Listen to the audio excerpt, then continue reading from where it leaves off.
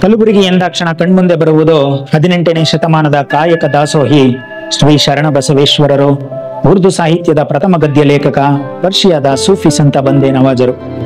ಹೀಗೆ ಈ ಜಿಲ್ಲೆಯನ್ನು ಪ್ರವೇಶಿಸಿದರೆ ಗುಮ್ಮಟ ಗೋರಿಗಳೇ ಗೋಚರಿಸುತ್ತವೆ.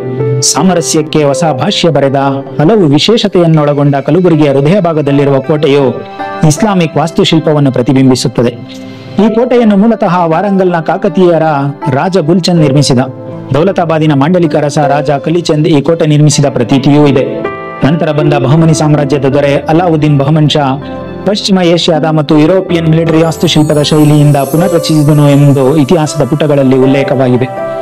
ಇಲ್ಲಿನ ಜಂಜೀರಾ ದರ್ವಾಜ, ಅನೇಕ ಬಾವಿ, ಬುರುಜು, ತೋಪುಗಳು ಶತಮಾನಗಳ ಹಿಂದೆಯೇ ರೂಪಿಸಿರುವುದನ್ನು ನೋಡಿದರೆ ವೈಜ್ಞಾನಿಕ ಯುಗಕ್ಕೂ ಸವಾಲು ಹಾಕುವಂತಿದೆ.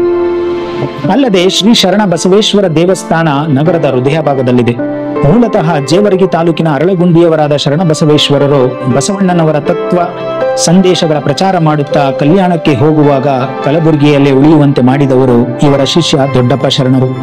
ಗುರು ಶಿಷ್ಯರ ಅವಿನಾಭಾವ ಸಂಬಂಧ ಹಾಗೂ ಸಾಮರಸ್ಯಗಳನ್ನು ಸೂಚಿಸಲು ಶರಣ ಬಸವೇಶ್ವರ ಹಾಗೂ ಅವರ ಗುರುಗಳ ಬೆಳ್ಳಿ ಮುಖಗಳನ್ನುಳ್ಳ ಜೋಡಿ ಮೂರ್ತಿಯನ್ನು ಪ್ರತಿಷ್ಠಾಪಿಸಿದ್ದು ಇಂದು ಭಕ್ತರ ಆರಾಧನಾ ತಾಣವಾಗಿದೆ. ಮುಸ್ಲಿಂ ಸೂಫಿ ಸಂತರಲ್ಲಿ ಸೈಯದ್ ಮೊಹಮ್ಮದ್ ಹುಸೈನಿ ಹಜರತ್ ಖ್ವಾಜಾ ಬಂದೇ ನವಾಜರು ಒಬ್ಬರಾಗಿದ್ದಾರೆ. ಭಾರತದಲ್ಲಿ ಇಸ್ಲಾಂ ಧರ್ಮ ಪ್ರಚಾರ ಮಾಡುತ್ತಾ ಕಲಬುರಗಿಗೆ ಬಂದರು. ಇಲ್ಲಿನ ಬಂದೇ ನವಾಜ ದರ್ಗವು ಭಾರತೀಯ ಮುಸ್ಲಿಂ ವಾಸ್ತುಶಿಲ್ಪೆಯಿಂದ ನಿರ್ಮಾಣವಾಗಿದ್ದು ತುರ್ಕಿ, ಇರಾನಿ, ಬಹುಮನಿ ಪ್ರಭಾವ ಎದ್ದು ಕಾಣುತ್ತದೆ. ಜೀವಿತದ 22 ವರ್ಷಗಳಲ್ಲಿ ಮರಣದ ತನಕ ಇಲ್ಲಿ ಹಿಂದೂ ಮುಸ್ಲಿಮರಿಗೆ ಸಾಮರಸ್ಯದ ಕೊಂಡಿಯಾದವರು. ಈ ಭವ್ಯವಾದ ಕಟ್ಟಡವನ್ನು ಇಂಡೋ ಸಾರ್ಸನಿಕ್ ಶೈಲಿಯಲ್ಲಿ ನಿರ್ಮಿಸಲಾಗಿದೆ. ಹಾಗೆಯೇ 1900ರಿಂದ ಹಿಡಿದು 1920ರವರೆಗೆ ಕಲಬುರಗಿ ತನ್ನ ತೊಗರಿ ವ್ಯಾಪಾರಕ್ಕೆ ಇಡೀ ವಿಶ್ವಾದ್ಯಂತ ಹೆಸರುವಾಸಿಯಾಗಿರುತ್ತದೆ. ಈ ಸಮಯವನ್ನ ಕಲಬುರಗಿಯ ಸುವರ್ಣ ಯುಗ ಎಂದು ಕೂಡ ಕರೆಯಲಾಗುತ್ತದೆ. ಬ್ರಿಟಿಷರು ಇದನ್ನ ಗೋಲ್ಡನ್ ಪೀರಿಯಡ್ ಆಫ್ ಗುಲ್ಬರ್ಗಾ ಎಂದು ಕರೆಯುತ್ತಿದ್ದರು. ಇದೇ ಕಾರಣಕ್ಕೆ ಹೈದರಾಬಾದ್ನ ನಿಜಾಮ ಒಂದು ಸಮಯದಲ್ಲಿ ಕಲಬುರಗಿಯನ್ನ ತನ್ನ ರಾಜಧಾನಿಯನ್ನಾಗಿ ಮಾಡಬೇಕೆಂದು ಬಯಸಿದ್ದನಂತೆ ಎಂದು ಇತಿಹಾಸ ಹೇಳುತ್ತದೆ. ಇದೇ ಸಮಯದಲ್ಲಿ ಗುಲ್ಬರ್ಗ ಜನರ ಜೀವನ ಉತ್ತುಂಗದಲ್ಲಿತ್ತು ಹಾಗೂ ಇದೇ ಕಾಲಾವಧಿಯಲ್ಲಿ ಕಲಬುರಗಿ ಸುತ್ತಮುತ್ತ ಹಲವಾರು ಬಿಸಿನೆಸ್ ಚಟುವಟಿಕೆಗಳು ತನ್ನ ವೇಗವನ್ನು ಪಡೆದುಕೊಂಡಿದ್ದವು. ಬ್ರಿಟಿಷರು ಕೂಡ ಕಲಬುರಗಿಯನ್ನು ಒಂದು ಬಿಸಿನೆಸ್ ಸೆಂಟರ್ ಎಂದು ಪರಿಗಣಿಸಿದ್ದರು. ಇದೇ ಕಾರಣಕ್ಕೆ ಇಲ್ಲಿ ಅವರು ರೈಲ್ವೆ ಕೂಡ ಸ್ಥಾಪಿಸುತ್ತಾರೆ.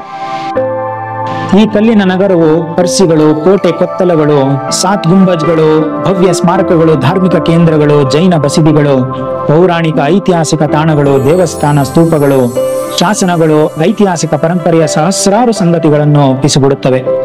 ಇವೆಲ್ಲವೂ ಶತಮಾನಗಳಿಂದ ಇಲ್ಲಿನ ಸುಡುವ ಕಡು ಬಿಸಿಲಿಗೂ ಜಪ್ಪೆನ್ನದೆ ತಮ್ಮ ಕುರುಹುಗಳನ್ನು ಉಳಿಸಿಕೊಂಡು ಪ್ರವಾಸಿಗರಿಗೆ ಕರಮುಗಿದು ಕರೆಯುವಂತೆ ಭಾಸವಾಗುತ್ತಿದೆ. ಏಷ್ಯಾದ 2ನೇ ಅತಿ ದೊಡ್ಡ ಬುದ್ಧ ವಿಹಾರ ಇಲ್ಲಿದೆ. ಇದು ಅಜಂತ ಮತ್ತು ಎಲ್ಲೋರ ಶಿಲ್ಪಕಲೆಗಳನ್ನು ಪ್ರತಿಬಿಂಬಿಸುತ್ತದೆ.